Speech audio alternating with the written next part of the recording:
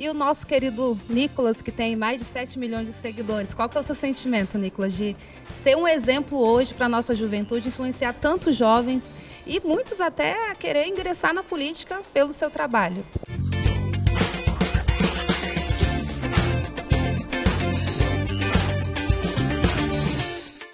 Fico muito feliz, obviamente, de estar aqui. A gente sabe da responsabilidade, porque quando o jovem ele tem a intenção, né, de entrar na política, muitas das vezes ele não calcula todas as consequências disso, né? Os ataques, exato, os ataques, os cancelamentos, toda a sua vida, principalmente pessoal, ela acaba sendo um pouco deixada de lado. E óbvio, nunca vou reclamar da minha vida, não. Eu tenho saúde, casei, tenho uma família que me ama, mas existem sacrifícios visíveis e não visíveis que as pessoas não veem. Então, se eu posso, né, dar algum tipo de conselho, eu acho, né, para a juventude, né, que assim como eu, antigamente não podia entrar na política, só podia entrar na política com o Che Guevara no peito, né, e assim também, aplaudindo o sol, e agora você pode ter aqui, né, uma juventude que não aceita nada disso, né, pelo contrário, que é posicionada, que tem princípios. Então a dica que eu dou é, sejam firmes, né, sejam corajosos, e não deixem, né, com que as sanguessugas, né, da política tirem a sua coragem, porque eu acho que o jovem ele tem força, mas se ele não tiver um propósito também não adianta nada. Passa por aí. Me permita falar um pouquinho de mim aqui. Com 15 anos de idade, eu estou com 68, eu conheci o que é a esquerda, o que esse pessoal tem na cabeça, o que eles podem fazer de fato. O Valdemar, que é paulista aí, eu sou do Vale do Ribeira. Então, com 15 anos, o Lamarca passou na minha cidade, Eldorado Paulista. E deixou um rastro de destruição. 6 soldados da Força Pública foram feridos. E, alguns dias depois, ele recebeu um tenente da Polícia Militar que se trocou por uns policiais. E foram libertados os policiais e esse tenente foi feito refém nas matas do Vale do Ribeira. E 2, 3 dias depois ele foi executado com requinte de crueldade. O corpo dele foi encontrado semanas depois. Então ali eu comecei a conhecer o que era a luta armada. Se esse tenente, por exemplo, tivesse lido na época o mini manual de guerrilha do Carlos Marighella, ele não teria se entregado. Porque no mini manual está escrito lá, nós só matamos oficiais, não matamos praças. E o tenente se entregou para libertar uma dezena de praças.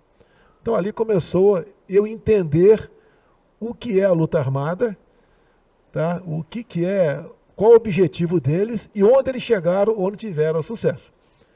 Uma juventude tranquila, com 15 anos de idade. Te contando a experiência da gente. Sim. Tá? É muito jovem, não quer acreditar. Às vezes vejo um jovem me criticando, eu falo, ó, o pai dele não era vivo quando eu conheci a luta armada. E o cara está criticando agora aí. Mas tem certas coisas, como alguém falou aqui, né? Que se aprende com sofrimento. Sim. Nós temos que aprender com o erro dos outros. E tem certas coisas que quando você perde, é muito difícil recuperá-la. Cuba está desde 59, né, quando o pessoal desceu o Sierra Maestra, foi aplaudido pelo povo. Né, Fidel Castro, também lá o general Uchoa, que foi executado, o Uchoa. É uma história, não sei se eu posso contar aqui. É isso mesmo, Foi executado o paredão? Exatamente. Vale a pena aqui, porque tem um livro de um coronel que fugiu do regime cubano depois, né, que ele era o 01 da segurança. O que era o Uchoa? O Uchoa desceu, teve lá dos movimentos lá de Fidel Castro, Raul Castro, e estava lá em Serra Maestra também. Quando eles ganharam o poder, ele ganhou as estrelas de general, ele esteve em Angola, com o Raul Castro, tá? E depois de muito tempo, há uns 10 anos ou um pouco mais, descobriram uma rota de tráfico de drogas que passava por Cuba. E Fidel Castro não queria passar como um narcotraficante. Então escolheu o Uchoa, amigo dele, Sierra Maestro, amigo do irmão de batalhas em Angola, no frente da FNLA, MPLA e UNITA, era a guerrilha, aliás, de Angola naquela época, e resolveu, então, junto com uma justiça que vocês conhecem, né, de Cuba, perfeitamente alinhado com o ditador Fidel Castro, ele foi condenado à pena de morte. E esse coronel viu quando o Uchoa começou a caminhar em direção ao paredão e na cabeça do Uchoa jamais podia passar um momento como aquele na sua cabeça. E ele urinou até chegar ao paredão e foi executado. Quando esse coronel pensou, poxa, se fez isso com o homem de confiança deles, desde Serra Maestro, o que não poderão fazer comigo no futuro, que são o Réis Coronel perto do General Uchoa. Isso é uma pequena história, então, do que o que esse pessoal faz para se perpetuar no poder, para posar muitas vezes de grandes benfeitores da humanidade, para tentar arrastar muito jovem que não desconhece a história, que não quer acreditar na história muitas vezes. Essa é a esquerda, esse é o comunismo. A gente pede a Deus que não chegue de vez aqui no Brasil, porque um pé já foi plantado aqui agora em 2003. Bolsonaro, durante vários tempos, né, agora atrás, eu sempre falava que eu não quero que meu povo sofra as dores do comunismo, né? E acaba que muito jovem, principalmente depois da eleição, né, veio falar comigo se havia esperança, né? Ou acaba, quando, né, nos encontram, fala, poxa, e o que a gente faz? Fica esse sentimento. E eu acho que é importante sempre a gente saber o seguinte, de que tudo que a gente faz, eu acho que tem um propósito, tem uma finalidade, e a gente nunca vai saber a extensão da nossa influência. Assim, por exemplo, uma pessoa escreve uma música e ela jamais vai saber, talvez, que aquela música que você está ouvindo te ajudou a passar por um momento difícil na sua vida. Acho que da mesma forma, na política não é muito diferente. Eu vejo que a gente estava em um país que era impossível chegar alguém, por exemplo, na presidência, e no primeiro dia de posse falar, a nossa bandeira jamais será vermelha. A gente tinha outras pessoas que achavam que era oposição. Daí quando eu vi um cara falando, é só você não roubar, não matar, não estuprar. E esse cara virou presidente.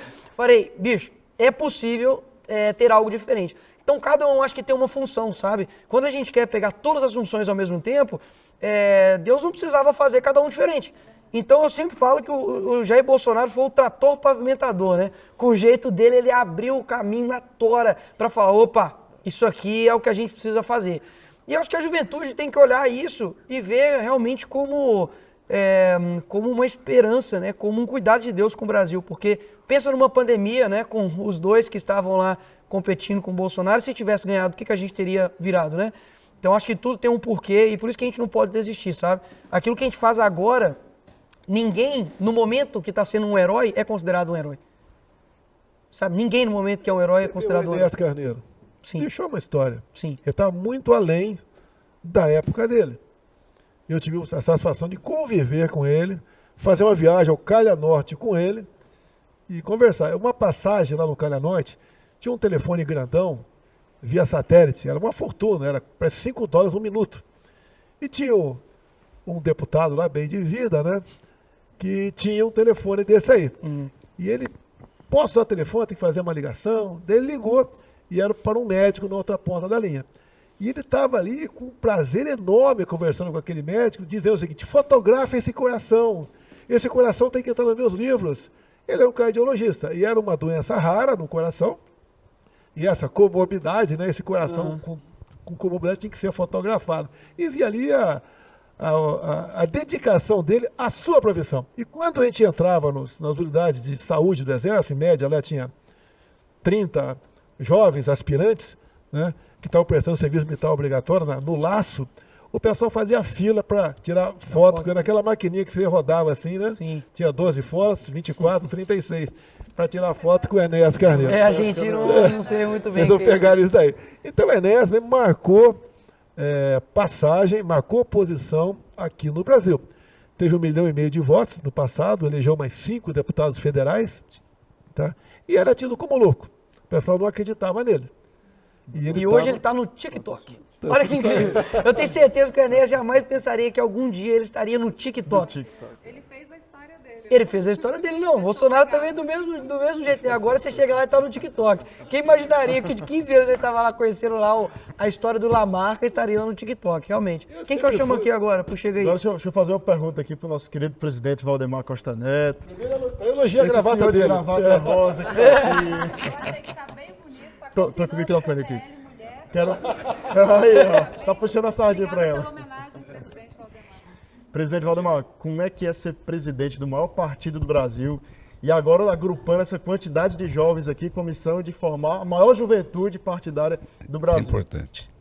A importância, para mim, foi uma mudança de vida do dia para a noite, porque do dia para a noite o partido triplicou de tamanho. Nós fomos para 100 deputados, 99 deputados, 13 senadores. Bolsonaro trouxe esse pessoal. E o que eu sinto de tudo isso? Que esse pessoal continua fiel. Esse pessoal que elegeu o nosso pessoal. E que eu tenho certeza que nós vamos chegar lá de um jeito ou de outro. E agora eu quero fazer uma questão também para vocês. O que vocês discutiram para montar o PL Jovem? Porque PL Jovem, esse negócio de jovem eu escuto em todo lugar. Sim. PMDB, PP, e nunca vi funcionar. E mesmo no PL, não funcionou antigamente. O que eu quero dizer para vocês? Nós reunimos as melhores cabeças que nós tínhamos no partido para vir aqui hoje. E é importante que saia daqui de vocês um comando. E um comando não único. Porque esse negócio de presidente, vai pôr o Nicolas de presidente. Isso aí já é um desastre, porque ele não tem tempo de atender o telefone. E é verdade. Mas é um craque que junto com vocês têm condições de montar um PL jovem no Brasil como ninguém teve até hoje. Vocês vão ter toda a estrutura e nós temos melhores. Cabeças boas que nós nem conhecíamos, fomos conhecer depois que o nosso pessoal começou a convidar, que o Nicolas falou, alguns que nós já conhecíamos. A Juliane, que eu recebi em casa com o pai dela, que o pai dela é amigo meu, ele falou, minha filha é tal. Ele falou tanto da filha que ela falou que tinha feito um trabalho, eu falei, me manda o trabalho. Quando eu li, eu falei, ela precisa estar lá. Então, quer dizer, nós temos melhores aqui. Temos os melhores. Temos o Gabriel, que é de Mogi também, que é da minha cidade, que é um gênio, que veio para cá com 16 anos para conhecer o Bolsonaro. Me deu trabalho. Me deu trabalho com o Bolsonaro. Chegou no meu gabinete, que aconteceu? de idade. Menor de O que você idade. está fazendo aqui? Não, eu fugi da minha cidade. Eu liguei pro pai dele, arranjei uma passagem para você, né? Não, Não deu sei passagem. como. Só veio com a passagem de vinda. Presidente, mas o grande diferencial do nosso partido, com certeza é ter o exemplo. A gente vê muito partido falando de juventude, mas não tem o exemplo para dar. Não tem um parlamentar como o Nicolas, o mais votado do país, jovem de 25, 26 anos, eu tenho 21. Né? A Zoe aqui, o Tenente Coimbra, nosso Coimbra vereador teve de São quantos Luís. votos, Coimbra? Tanta gente. Quanto? 209 mil. Em Santos, é difícil, lá o povo é esclarecido. Brunão tá aí também? Bruno Engler tá aqui. Ex-Brunão, ele é... É, ex-Brunão. Como 700 É o mil. Bruninho agora. Então, O ursinho do Bolsonaro agora. o que é importante para nós, né?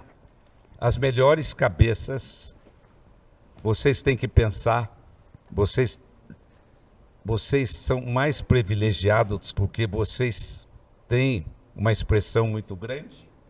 E é desse jeito que nós vamos construir um PL jovem para funcionar. Porque a coisa mais difícil, olha, é trazer o jovem para a política.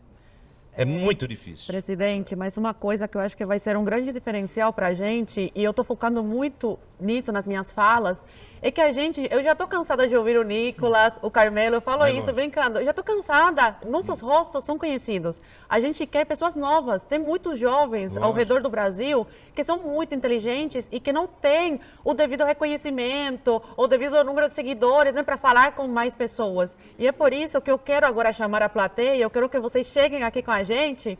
E quem quiser fazer pergunta, eu dou o microfone para a nossa primeira-dama, para o nosso presidente Valdemar, presidente Bolsonaro. Se algum jovem quiser fazer pergunta, é isso que a gente quer, sabe? Alguém chega aqui no atrair essas pessoas. A questão da juventude, porque essa juventude ela tem um diferencial, presidente, como eu falei para o senhor.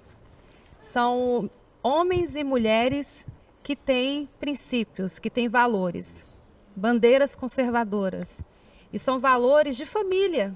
Então vai dar certo. Sabe, aqui eles não são massa de manobra. Eles são jovens que têm base. E o PL quer dar continuidade. O PL quer abrir esse caminho para que vocês possam nos ajudar a construir uma juventude que realmente vai fazer a diferença para o nosso país. Nós precisamos de vocês em cada canto, em cada estado. Nós precisamos que vocês continuem fortes, resilientes, porque não é fácil. A gente estava conversando ontem com um jovem, filho de um amigo, ele falou, Dona Michele, na minha sala tem 50 jovens e 45 são do outro lado, são de esquerda. E a gente fica lutando ali na contramão todos os dias. Então, que vocês não baixem a cabeça, que vocês sejam fortes, que vocês reconheçam o valor que vocês têm, porque vocês são instrumentos para abençoar uma geração. E a gente precisa do trabalho de vocês. E o PL é o partido que cuida também dos jovens, é o PL dos jovens. E a gente quer criar essa grande rede, sabe? Que daqui a pouco vocês não fiquem mais cansados de nos ouvir, mas que tenham outros Nicolas, outras Ois. Exatamente. Sabe? Então a gente quer trazer, então nós contamos com vocês. Vocês vão ser esses jovens que vão identificar jovens com potencial para estar fazendo diferença nesse momento tão importante e que a nossa nação precisa. Viu? Acho que cada um podia se apresentar. O que você acha? Bom, Se apresentar agora rapidinho, cada um. Isso. a nossa Michele vai precisar sair para fazer um post. E enquanto isso... Você precisa me denunciar? Enquanto isso, eu vou passar para a plateia. Bom, eu não sei se é bom dia, boa tarde, boa noite, né? Porque boa tarde ainda. Porque o nosso... Oi? Olá, pessoal. Olá, pessoal. Eu lembrei da campanha lá, pessoal, sou o Capa Verde. Primeiramente, é um prazer estar aqui ao lado de vocês, presidente Bolsonaro, primeira-dama Michele, presidente Valdemar. Eu acho que é muito importante ressaltar através do exemplo. Olha o exemplo do presidente Bolsonaro. Quantos líderes tem aqui formados? Quantos jovens tem aqui que servem de exemplo para outros jovens, presidente Valdemar? A gente tem o Nicolas, que é o nosso fenômeno no país, o Carmelo, a Zoe, o Tenente lá em São Paulo. Pô, é muita gente boa que a gente, graças ao trabalho de vocês, graças ao trabalho do presidente, graças ao trabalho da senhora, graças ao trabalho do presidente Valdemar. Então é muito importante que a gente puxe essa galera pelo reconhecimento e porque por isso está provado que a gente forma líderes. E que eu não vou nem citar o outro lado, que ficou 40 anos no poder e não formou ninguém, né? Então essa é a opinião que eu trago lá do Rio Grande do Sul. Capa Verde, seu nome, da onde você é? Eu sou o Capa Verde, José Capa Verde. Eu presido a juventude do PL no Rio Grande do Sul há um pouco mais de 2 anos.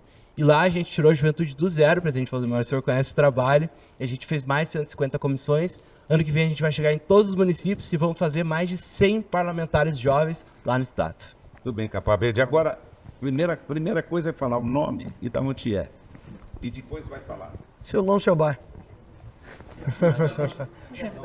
Tiago Rodrigues. Raquel novamente, faço vida, sou do Salvador, Bahia. É só, na verdade, uma colocação, porque a Zoe havia falado quando o presidente Bolsonaro se aproximou, falando que, perdemos. Lá na Bahia, a gente ficou com essa sensação, nossa, a gente achou que iria, né, porque lá está muito polarizado. Não é verdade, apesar de ser o reduto da esquerda, lá conheço, né, meus pais são petistas, mas ficou muito polarizado, principalmente com as tias do Zap e as redes sociais. E hoje, depois de tudo que aconteceu, eu vi que foi a melhor coisa que aconteceu. Porque hoje os soteropolitanos estão altamente prejudicados. E hoje eles caíram na própria arapuca deles mesmos, né? De querer apoiar algo que estava o prejudicando. E por mais que a gente utilizava nossas redes para poder acordar, olha, a direita está chegando, a direita é uma ideologia que está ali associada com o cristianismo, nossos valores e tudo mais, e os nossos valores foram embora, está na hora de a gente resgatar isso, todo mundo foi embora, perdeu essa esperança. E hoje eu vejo, na verdade, que Deus permitiu isso acontecer para que fortaleça. E hoje a direita está muito mais forte do que antes. As pessoas hoje reconhecem quem é que tanto nos escravizou, né? Tipo, mais de 1 milhão de pessoas foram excluídas do Bolsa Família. As pessoas lá estão desesperadas. Então, o que eu acredito, assim, nessa esperança, o que vai nos ajudar mais ainda, acima de tudo, é por isso que eu faço vídeos sem nenhum retorno, de acreditar que a visão dessas pessoas tá começando a ficar clara cada vez mais. E eles mesmos estão começando a perceber. Né? Era só essa colocação mesmo. Dá esperança que existe, principalmente agora. Boa. Tudo bem. Me permite dar uma observação aqui. Se eu comprei um carro da marca X e vive na oficina, você não vai comprar esse carro da marca X para você, certo? A gente vê certos estados, sem querer nominar aqui, que está há 20 anos com a mesma sigla, mesmo partido administrando. E esse estado, por exemplo, tem o maior número de desempregados proporcionalmente do Brasil. É sinal que o erro está realmente nessa marca desse administrador. E o pessoal parece que não aprende com isso, insiste no erro, sempre numa nova proposta. Agora vai dar certo. Não vai dar certo. Pau que nasce torto não tem jeito, vai morrer torto. Agora, eu não culpo o eleitor que vota errado, porque ele foi doutrinado a isso desde o grupo, Valdemar, do nosso tempo era grupo, o ensino fundamental. E ele é doutrinado. E sempre é ensinado a esse jovem, não que o responsável pelo futuro dele é ele, mas ele sempre culpa alguém pelo insucesso desse jovem. Ah, você está mal, porque a culpa desse cara do outro lado que está bem. É aquela briga da divisão de classe, né? Patrões e empregados. Uma vez estava no avião, né? Essa história de patrão e empregado. Olha, se todo mundo é igual, vamos pegar, tirar o pessoal da cabine lá, vamos botar 2 lá dentro, ver se o avião vai pousar. Não vai pousar. Eu acho que o exemplo que nós passamos aqui, no 2019 a 22, pegando uma pandemia, que ninguém sabia o que era aquilo, ninguém sabia como tratar. Eu sempre preguei pela liberdade, autonomia do médico e preservar emprego também. Fui massacrado por causa disso. Pegamos depois, uma semana antes de começar a guerra, eu estive na Rússia, conversei com o Putin.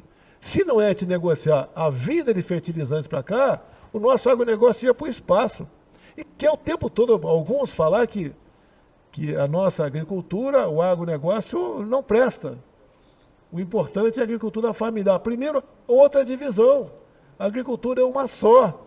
Então, essa forma de sempre nos dividirem, ocasionando a briga entre classe, gêneros, tipo, função social, é que nos leva a patinar no mesmo lugar. Nós temos que trabalhar sempre para nos unir. Numa mesma família. Minha mãe teve 7 filhos.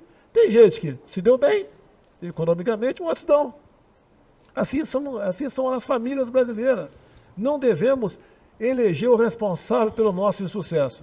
Primeiro, temos que olhar no espelho e falar, está dando errado? Eu sou o primeiro responsável. E, em cima disso, mudar as coisas, tá? E com muita responsabilidade, ajudar a construir um novo Brasil. Quando se fala em educação, por que é ruim a educação no Brasil? Eu chamo de conhecimento. Porque quanto mais a pessoa estiver desinformada, mais fácil é de ser manipulada. Quantas vezes chega uma pessoa ali, numa situação complicada, um jovem, você pergunta a tabuada, não sabe a tabuada. Eu terminei o meu científico sabendo integral e derivada, análise combinatória. Hoje em dia, se falar isso, nem o universitário sabe o que é isso. Tínhamos noção de latim, de francês, escola pública, não era privada não. Hoje o pessoal joga em cima da cor de uma pessoa, em cima da renda social dela, como se ela fosse escravizada em cima daquilo. Eu acho que o Nicolas veio de família pobre. Vindo com favela. Se você pega uma mãe com 7 filhos, com todo respeito, geralmente é gente pobre. Não é porque eu tenho olho azul que eu sou superior a você. Eu não pedi para nascer assim, nem você. Nós somos o que nós somos. E somos aqui uma mistura de gente no Brasil bacana, pô. A minha esposa, ela é filha do Paulo Negão. Eu costumo fazer brincadeira com isso, não faço mais, porque você é processado. Fazia brincadeira em cima do meu sogro. Motorista de ônibus aqui em Brasília. Foi assaltado 2 vezes. Falei, pô, Paulão, tu sendo assaltado, Paulão? Brincadeira nossa, mas para mostrar a realidade do nosso povo. Agora, tem um ditado que diz, nada está tão ruim que não possa piorar. E nós devemos combater isso daí. Dá para melhorar, dá para mudar. Tivemos um exemplo agora, nesses 4 anos do meu mandato, com pandemia, com guerra. Em 21 tivemos uma seca nunca não vista nos últimos 91 anos. Vencemos tudo isso. Os números da economia estavam lá em cima. Fizeram uma opção errada, achando que... Se eu perguntar para vocês aqui, um boi dá quantos quilos de picanha? Você não sabe responder. Tá? Eu só sei de abóbora agora, presidente. Eu não sei de picanha, não, só sei de abóbora. Você vê, a nossa cabeça de res no Brasil, né, de gado, é semelhante à população, então 220 milhões. Para você comer um churrasquinho de picanha toda semana, você vai ter que comprar picanha de outros países. E comprar muita picanha, não é pouca, não. E tem gente que acredita nessas promessas. Essa promessa pode acreditar, né, Lucas? Né, Nicolas? Quando você está namorando. Exato. Eu te dou a lua, eu te dou o mar, ponte teu com você. coração. Nunca vai faltar isso, Sim. aquilo, né? É uma fase da vida da gente. São as artimanhas da natureza para a procriação. Tá? Mas tudo bem, nós temos a obrigação de, às vezes com palavras simples, tentar abrir a cabeça dessa garotada para a realidade, para o futuro. Se é um moleque até os 20 e poucos anos de idade estuda com vontade, ele vai passar os 50, 60 ou 70 da tua vida restante numa situação bastante confortável, não dependendo de ninguém. Boa. Então, presidente, o que na realidade eu acho que é um problema real do Brasil é que a desinformação é muito grande. As pessoas acreditam muito nas coisas e o PT usa isso como vantagem. Eles pegam quem não conhece, que infelizmente é o povo mais do Nordeste, que tem uma parte mais rebaixada, podemos dizer, e usa eles para doutrinar e ganhar voto. Então, tipo, é uma coisa que tipo tem que dar uma segurada e mudar a cabeça dessas pessoas, senão vai sempre crescendo. Se apresenta. Meu nome é Orlando, eu sou de São Paulo, na cidade de São Bernardo, tenho 14 anos. Quero saber qual é o teu time de futebol. Palmeiras, né? Valeu um pouco. Aí não dá. Talvez eu vá no próximo jogo São Paulo e Sport. Então, 14 anos, presidente. 14 anos. Então, tipo assim, eu estou estudante, né? Eu tenho 14 anos, eu estou no 9º ano. E esses dias, eu não vou falar nada, porque senão dá alguma coisa, né? Mas eu estava na escola e começaram a falar que o agro não era importante para o Brasil. Que só serve para dar dinheiro para fazendeiro e que o resto não importa. Obviamente eu discordei. Isso é uma coisa que, tipo assim, devagar vai colocando na cabeça dos alunos e vai corroendo. Quando você chega no 3º ano do ensino médio, você sai de lá com a cabeça já um pouquinho mais puxada para a esquerda, aí você entra na faculdade, aí acabou de vez. Então, tipo, o cenário da escola é muito ruim e, tipo, a gente que é jovem, aqui a gente tem 14 anos, acho que a gente que estuda, tem que tentar mudar e tentar segurar para que quando todo mundo saia não seja tudo esquerdista que acaba destruindo o país, né? Eu vi uma semana aqui num debate na comissão aqui em Brasília, um deputado federal que é padre, que é de esquerda, João Padre. falou que o agro não produz arroz. Nasce na geladeira. A carne nasce na geladeira, tudo na geladeira. Não, Nada o agro produz. Ele falou que quem produz arroz é agricultura orgânica do MST.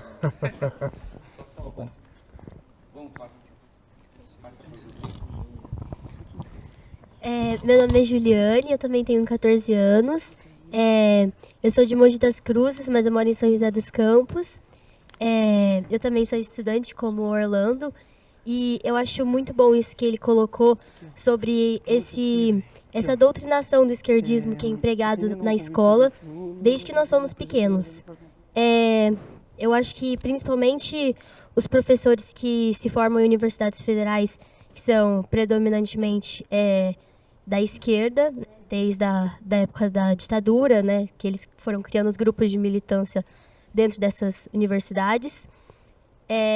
Eu vejo isso na minha escola mesmo como exemplo. Ano passado, justo na época das eleições, meu professor de história, ele, de uma certa forma, ele não estava tentando empregar totalmente o lado da esquerda, mas eu percebia isso, porque ele fazia isso de um jeito bem sutil. E quando eu percebia que ele estava fazendo isso, obviamente eu rebatia. Tanto que eu quase fui suspensa da escola por causa disso. Mas tudo bem, né? Faz parte, pelo menos foi por um bem maior. E eu acho que a gente deveria começar a mudar a educação dentro das escolas. Tudo bem que isso vai ser muito difícil, porque agora a gente está com um governo da oposição, né? Não estamos num governo de direita, então a gente vai ter que esperar um tempo. Então a gente tem que criar soluções para tentar reverter esse esquerdismo de fora das escolas. A deputada mais jovem do país. Boa. Olha, o momento é agora. Temos eleições municipais, né? O ano que vem. Tem um filho meu que foi candidato com 17 anos de idade e ganhou a eleição. Então a garotada está na hora de... É o primeiro degrau da política, né? Vamos participar. Não vamos simplesmente criticar, ninguém presta lá. Não, vamos mudar. Se as pessoas de bem não se interessar, daí sim, cada vez mais piora esse quadro, né? Mas eu vejo, Valdemar, que as últimas eleições melhorou bastante o quadro de pessoas mais conscientes da realidade da política brasileira. Teve o número de mulheres que aumentou na Câmara. O Ulisses Guimarães dizia, né? Quando alguém criticava o Congresso, ele falava, espere o próximo, dizendo que vai piorar. Dessa vez, o Ulisses Guimarães já foi embora há muito tempo, né? Teria uma surpresa. No meu entender, melhorou bastante o quadro político brasileiro. Gostou? Até o próximo programa. Sexta que vem tem mais. Chega aí. Chega aí. Chega aí. Chega aí.